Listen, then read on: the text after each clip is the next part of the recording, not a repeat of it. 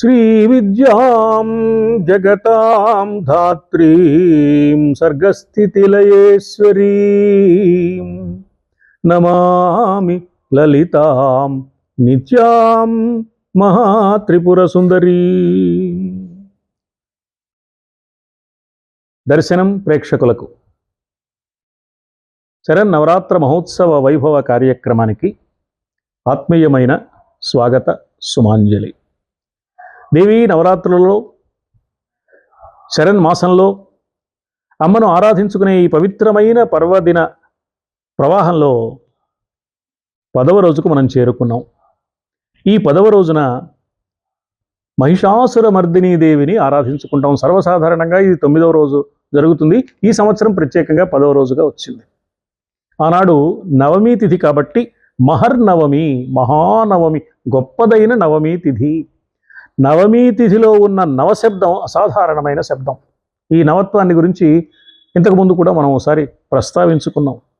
గొప్పదైన నవమి అంటే మనలో రావలసిన గొప్పదైన నూతనత్వాన్ని అనుగ్రహించే స్థితి. అందుకని ఈ నవమీ తిథి రోజున అమ్మవారిని ప్రధానంగా మహిషాసురమర్దని అనే పేరుతో ఆరాధించుకునే విధానం ఉన్నది. మహిషాసురుణ్ణి మర్దించిన తల్లి. మర్దించడం అంటే అణచివేయడం, అదుపు చేయడం, సంహరించడం.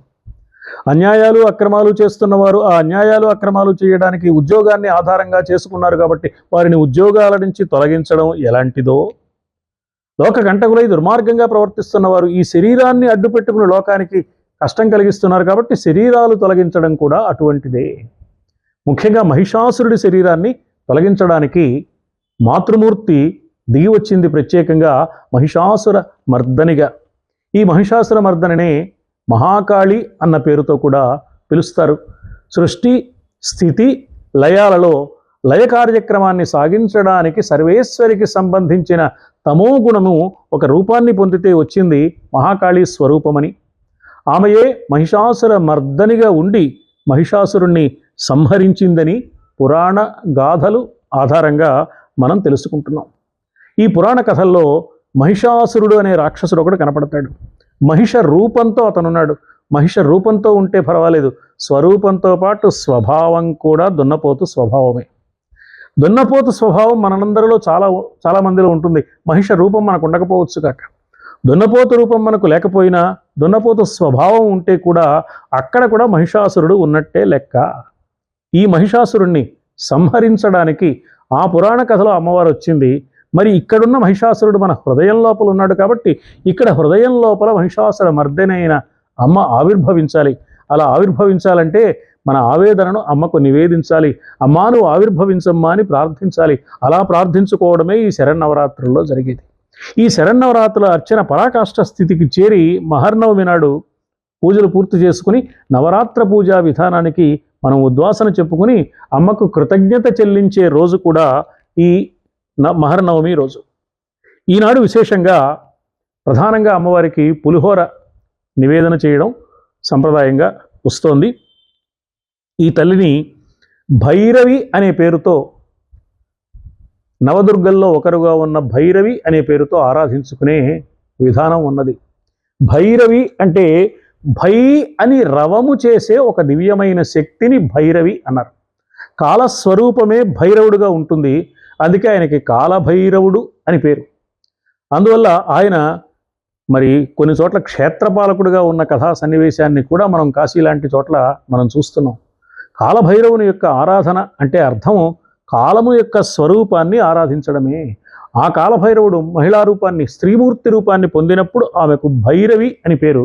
నవదుర్గల్లో ఒకరుగా భైరవీ దేవతను ఆరాధించడం. ఈ భైరవీ దేవత భవిష్యత్ దర్శనం కలిగిన దేవతామూర్తిగా ఆమెను చెప్తారు. భవిష్యత్ దర్శనం కలిగిన దేవతగా రాబోయే సన్నివేశాలను మనకు స్ఫురణకు తెచ్చి ముందు జాగ్రత్త పడడానికి, సరైన మార్గంలో మనం సాగడానికి కావలసిన బుద్ధిశక్తులను భైరవీదేవి ప్రసాదిస్తుంది అని కూడా చెప్పారు. అందుకని నవదుర్గల్లో భైరవి అన్న పేరుతో అమ్మవారిని ఈనాడు ఆరాధించడం అనే విధానం కనపడుతుంది. ఇక కుమారీ పూజలకు సంబంధించిన విశేషాలు పూర్తవుతున్నాయి కాబట్టి కుమారి పూజ 9 సంవత్సరాల వయస్సు నుంచి 10 సంవత్సరాల వయసు వచ్చే దేవతను 9వ రోజున ఆరాధించడంతో సుభద్ర అన్న పేరుతో పూర్తయింది కాబట్టి కుమారీ దేవతా పూజకు 10వ రోజు అవకాశం మనకు కనిపించదు.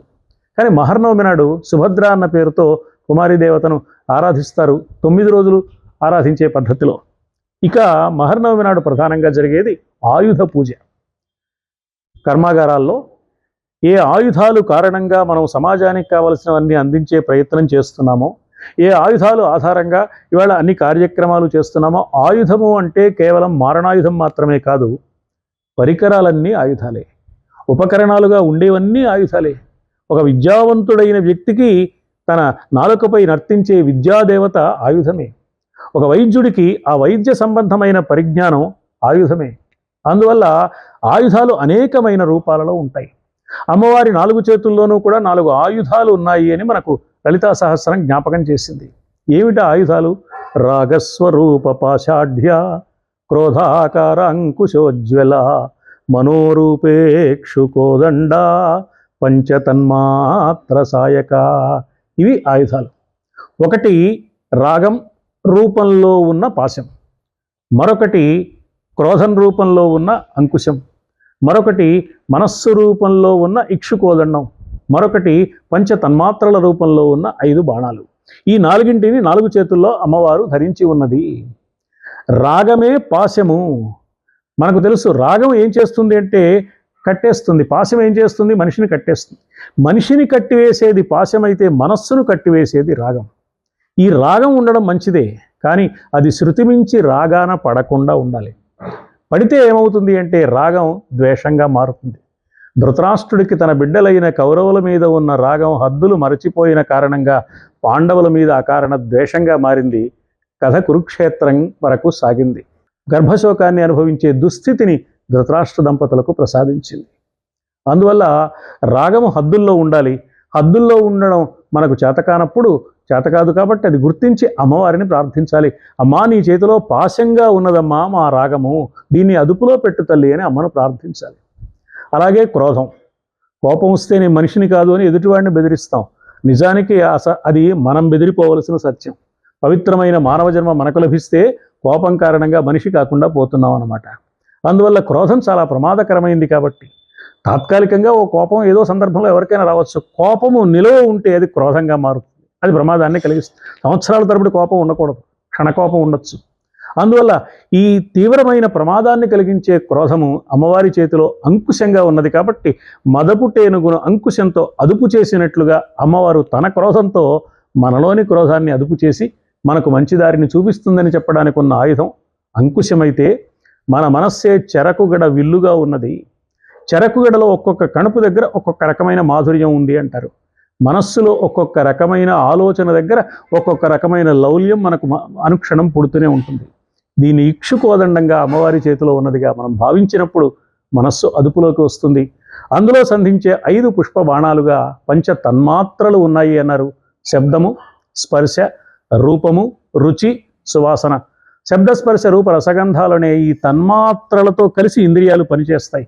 ఈ తన్మాత్రలను తగుమాత్రంగా మాత్రమే వినియోగించుకోగలిగిన సంస్కార బలం అమ్మ ప్రసాదిస్తుంది. కాబట్టి ఆయుధ పూజ అంటే అమ్మ చేతిలోని ఆయుధాల తత్వాన్ని గుర్తించి మన జీవితాన్ని చరితార్థం చేసుకోవడానికి కావలసిన మార్గం ఈ మహర్నవమి నాడు చేసే ఆయుధ పూజలో మనకు కనపడుతుంది. కాబట్టి మనలో ఉండే మహిషాసుర తత్వాన్ని మర్దించమని అమ్మను ప్రార్థిస్తూ ఆయుధ పూజను అన్వర్థం చేసుకుంటూ మన జీవితాలకు ఒక సార్థకతను కలిగించుకునే అవకాశం వచ్చినప్పుడు ఈ నవత్వాన్ని కలిగించే మహర్నవమి మన జీవితాలకు నూతనోత్తేజాన్ని ప్రసాదిస్తుందని, అలాంటి దివ్యస్థితిని ప్రసాదించమని అమ్మను ప్రార్థిస్తూ స్వస్తి సర్వేషాం సమస్త సన్మంగళాని.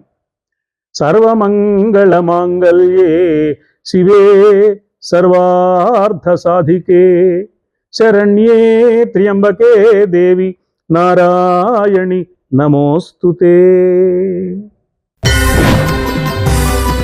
దర్శనం